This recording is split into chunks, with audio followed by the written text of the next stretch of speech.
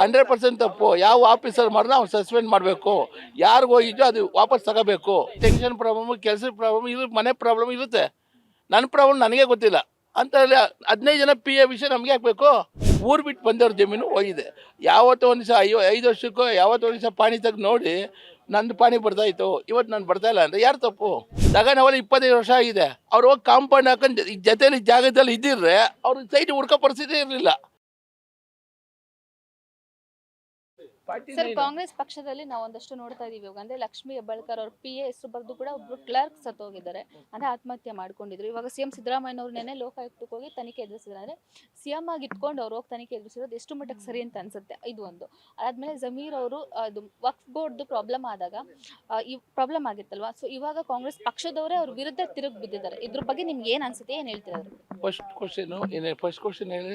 ಲಕ್ಷ್ಮೀ ಹೆಬ್ಬಾಳ್ಕರ್ ಅವರ P A ಹೆಸರು ಬರೆದು ಆತ್ಮಹತ್ಯೆ ಮಾಡ್ಕೊಂಡಿದ್ರು. ಇದಕ್ಕೂ ಸಂಬಂಧ ಇಲ್ಲ. ಈಗ ಪಿ ಎ ಲೆವೆಲಲ್ಲಿ ಆಗೋ ಮಾತುಗಳು ಬೇರೆ. ಪಿ ಎನ ಏನು ಮಾಡೋನೆ ಅವ್ರು ಹೋಗಿ 2 ಲಕ್ಷ ಕೊಟ್ಟೋನೆ ಅಂತ ಆ ಅಮ್ಮ ಹೇಳ್ತವ್ರೆ. ಕೊಟ್ಟೋನೆ ಅನ್ನೋ ನಿಜನ ಯಾರು ಗೊತ್ತು? ಅಲ್ಲಿ ಒಳಗಡೆ ಏನಾಗಿದೆ ಗೊತ್ತು? 4 ಗೋಡೆ ಒಳಗಡೆ ಏನಾಗಿದೆ ಯಾರು ಗೊತ್ತಿರುತ್ತೆ? ಅದಕ್ಕೆ ಹೋಗಿ ಲಕ್ಷ್ಮೀ ಹೆಬ್ಬಾಳ್ಕರ್ ವಿಷಯ ಯಾಕೆ ಬೇಕು? ಅವ್ರಿಗೂ ಅದಕ್ಕೂ ಸಂಬಂಧ ಇಲ್ಲ. ಅಲ್ಲ, ಬಟ್ ಹೌದು, ಅವ್ರ ಪಿ ಎ ಅಂತ ಅಂದಾಗ ಅವ್ರ ಹೆಸರು ಪಿ ಎ ಅಂದ್ರೆ ಆ ಅಮ್ಮಂತ 15 ಜನ ಪಿ ಎ ಅವ್ರೆ.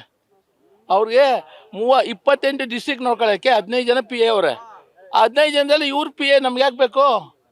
15 ಜನನು ಇವಾಗ ನಾನು ಇಲ್ಲಿ ಇಷ್ಟು ಜನ ಇದ್ದೀವಿ, ಎಲ್ಲರ ಸಮಸ್ಯೆಗಳು ಗೊತ್ತಾ ನನಗೆ? ಈಗ ಇಷ್ಟು ಜನ ಕುಂತಿದ್ದೀವಿ, ಎಲ್ಲ ಬಂದು ಬೆಳಿಗ್ಗೆ ಸಾಯಂಕಾಲ ತನಕ ಇಲ್ಲಿ ಕೂದೋತೀವಿ. ಒಬ್ಬೊಬ್ರು ಸಮಸ್ಯೆಗಳು ಗೊತ್ತಾ? ಒಬ್ಬೊಬ್ರದ್ದು ದುಡ್ಡಿನ ಪ್ರಾಬ್ಲಮ್ಮು, ಒಬ್ರು ಟೆನ್ಷನ್ ಪ್ರಾಬ್ಲಮ್ಮು, ಕೆಲಸದ ಪ್ರಾಬ್ಲಮ್, ಇದು ಮನೆ ಪ್ರಾಬ್ಲಮ್ ಇರುತ್ತೆ. ನನ್ನ ಪ್ರಾಬ್ಲಮ್ ನನಗೆ ಗೊತ್ತಿಲ್ಲ ಅಂತ 15 ಜನ ಪಿ ಎ ವಿಷಯ ನಮಗೆ ಹಾಕಬೇಕು. ಲಕ್ಷ್ಮೀ ಹೆಬ್ಬಾಳ್ಕರ್ ವಿಷಯ ಯಾಕೆ ಹೇಳ್ತೀರಾ? ಅವನು ತನಿಖೆ ಮಾಡಿ. ಅವ್ರ ಮೇಲೆ ಕೇಸ್ ಆಗ್ತಾ ಇದೆ ಅಲ್ವಾ? ಕೇಸ್ ಹಾಕ್ರೆ ಕೇಸ್ ಫೈಟು ಬರುತ್ತೆ. ನಡ್ಸ್ಕೊಂಬರ್ತೀವಿ. ನಡ್ಸ್ಕೊಂಬರೋಷ್ಟು ಪವರ್ ಇದೆ, ತಾಕತ್ತಿದೆ, ಬರುತ್ತೆ. ಕೋರ್ಟ್ ಇದೆ, ಇದೆ, ಜಡ್ಜ್ ಹೇಳ್ತಾನೆ. ಆ ಎಮ್ಮಂಗೂ ಇದಕ್ಕೂ ಸಂಬಂಧ ಅಂತ ಹೇಳ್ತಾರೆ ಕಾನೂನು ಪ್ರಕಾರ. ಸರಿ, ಇವಾಗ ಜಮೀರ್ ಅಹಮದ್ ಅವರು ವಕ್ಫ್ ಬೋರ್ಡ್ ಪ್ರಾಬ್ಲಮ್ ಆಯ್ತಲ್ವಾ, ಸೊ ಇವಾಗ ಅವ್ರ ವಿರುದ್ಧ ಕಾಂಗ್ರೆಸ್ ಪಕ್ಷದವರೇ ತಿರುಗಿ ಬಿದ್ದಿದ್ದಾರೆ.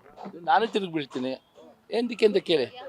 ಈಗ ಜಮೀರ್ ಅಹಮದ್ದು ಇದು ವಕ್ಫ್ ಬೋರ್ಡ್ ಇದೆಯಲ್ಲ, ವಕ್ಫ್ ಬೋರ್ಡ್ಗೆ ಅದಕ್ಕೆ ಜಮೀನು ಹೆಂಗೆ ಚೇಂಜ್ ಆಯಿತು? ಜಮೀನು ಚೇಂಜ್ ಆಗಬೇಕು ಅಂದರೆ ಎಲ್ಲನೂ ಹಳ್ಳಿಗಳು ಬಿಟ್ಬಿಟ್ಟು ಬೆಂಗಳೂರಲ್ಲಿ ಬಂದು ಇದು ಕೂಲಿ ಕೆಲಸಕ್ಕೆ ಬಂದ್ಬಿಟ್ಟು ಜಮೀನು ಬಿಟ್ಟವ್ರೆ. ಅದು ಆಟೋಮೆಟಿಕ್ ಒಬ್ಬ ಡಿ ಸಿ ಚೇಂಜ್ ಮಾಡ್ತಾನಪ್ಪ. ಆಗಿರ್ಬೋದು ಇವರು ಕರೆಕ್ಟಾಗಿ ಖಾತೆ ನೋಡ್ಕೊಂಡು ಇವಾಗ ನಮ್ಮ ಪಾಪ ಅವ್ರ ಯಜಮಾನ್ರದ್ದು ಸೈಟು ತಗೊಂಡವಲ್ಲ 25 ವರ್ಷ ಆಗಿದೆ. ಅವ್ರು ಹೋಗಿ ಕಾಂಪೌಂಡ್ ಹಾಕೊಂಡು ಜೊತೆಲಿ ಜಾಗದಲ್ಲಿ ಇದ್ದಿದ್ರೆ ಅವ್ರಿಗೆ ಸೈಟ್ ಹುಡ್ಕೋ ಪರಿಸ್ಥಿತಿ ಇರಲಿಲ್ಲ. ಇವಾಗ ಸೈಟ್ ತಗೊಂಡವ್ರೆಲ್ಲರೂ ಕಾಂಪೌಂಡ್ ಹಾಕೊಂಡು ಅಲ್ಲಿ ಕುತ್ಕೋಬೇಕು ಅಂತ ಒಂದು ಕಾಂಪೌಂಡ್ ಹಾಕೊಂಡು ಒಂದು ಚದ್ರ ಮನೆ ಕಟ್ಟಬೇಕು. ಒಂದು ಚದ್ರ ಮನೆ ಕಟ್ಕೊಂಡು ಒಂದು ಲೈಟ್ ಹಾಕೊಂಡ್ರೆ ಯಾವನು ಬರಲ್ಲ. ಇವಾಗ ನಿಮ್ಮ ಮನೇಲಿ ಯಾರಿಲ್ಲ ಅಂದ್ರೆ ಯಾರೋ ಬಂದೇ ಬರ್ತಾ ಇರ್ತಾನೆ.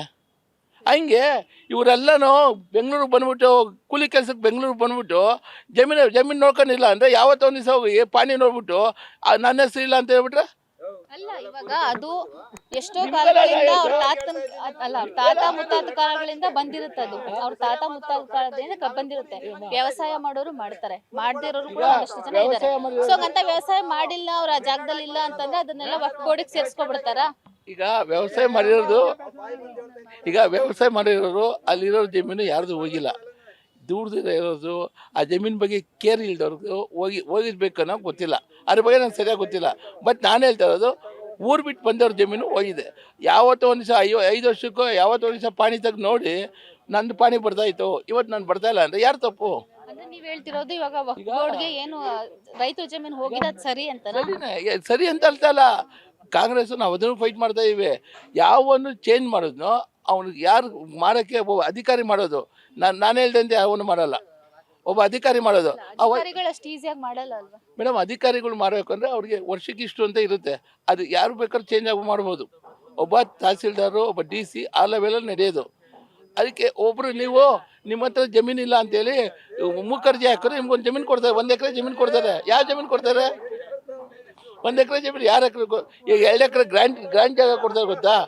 ನಿಮ್ಮದು ನನ್ನ ಹತ್ರ ಜಮೀನಿಲ್ಲ, ನನ್ನ ಹತ್ರ ಬಡವ ಅಂದರೆ 2 ಎಕರೆ ತಗೋತೀರ. ಹಂಗೆ ಟ್ರಸ್ಟ್ ಅವರು ನನ್ನ ಟ್ರಸ್ಟಲ್ಲಿ ನಾನು 4 ಜನ ಸಾಕ್ತೀನಿ, ನನಗೂ ಟ್ರಸ್ಟಿಗೆ ಬೇಕು ಅಂದರೆ ಜಮೀನು ಕೊಡ್ತಾರಪ್ಪ. ಅದು ಕಾಮನ್. ಅದು ಇವಾಗ ಇರೋದು ಇಷ್ಟಾಗಲ ಜಾಗ, ಎಲ್ಲ ಇರೋದು ಇಷ್ಟ ಆಗಲ್ಲ ಜಾಗ ಅಮ್ಮ. ಇಷ್ಟ ಆಗೋ ಜಾಗದಲ್ಲಿ ಇಲ್ಲಿ ಯಾರೋ ಒಬ್ರು ನೌಕರಿ ಅಂದ್ರೆ ಏನು ಮಾಡೋದು ಹೇಳಿ? ನೀವು ಯೋಚನೆ ಮಾಡಿ ಹೇಳ್ತೀರಾ ತಪ್ಪು ಅಂತ ನಿಮ್ಗೆ ಅನ್ಸ್ತಾ ಇಲ್ವಾ ನಿಮ್ಗೆ ಹಾಗೆ? ಮಾಡಿರೋ ತಪ್ಪದು 100% ತಪ್ಪು. ಯಾವ ಆಫೀಸರ್ ಮಾಡಿದ್ರೆ ಅವ್ನು ಸಸ್ಪೆಂಡ್ ಮಾಡಬೇಕು, ಯಾರಿಗೂ ಹೋಗಿದ್ದು ಅದು ವಾಪಸ್ ತಗೋಬೇಕು. ಅದಕ್ಕೆ ಇದು ಕೇಂದ್ರ ಸರ್ಕಾರ ಕಾನೂನು ಪ್ರಕಾರ ಮಾಡ್ತಾ ಇದೆ. ಅಲ್ಲಿ ತನಕ ತಾಳ್ಮೆಯಿಂದ ಕೂತಬೇಕಲ್ವ ಇವರು. ಕೇಂದ್ರ ಸರ್ಕಾರ ಮೋದಿ ಏನು ಸುಮ್ಮನೆ ಕುಂದಿಲ್ಲ, ಅವ್ರಿಗೊಬ್ಬ IAS ಆಫೀಸರ್ಗಳು ಅವ್ರ ಜೊತೆ ಇರ್ತಾರೆ. ಎಲ್ಲ ಹೆಂಗೆ ಬಂದು ಯಾರು ಮಾಡೋದು ತಿಳ್ಕೊಂಡು ಅವ್ರು ತೆಗ್ದು ವಾಪಸ್ ಬರೋದಕ್ಕೆ ತಾಳ್ಮೆಯಿಂದ ಕುಂದಲ್ಲ ಕೇಳಿ ಇವ್ರಿಗೆ. ಇವ್ರಿಗೇನು ಬಾಯಿ ಇದೆ ಅಂತೆಲ್ಲ, ಅವ್ರ ಪಕ್ಷದ ಅವರೇ ನಂಬಲ್ಲ ಅಂದ್ರೆ ಕಾಯ್ಬೇಕು ತಾನೆ. Beat plus Karnataka.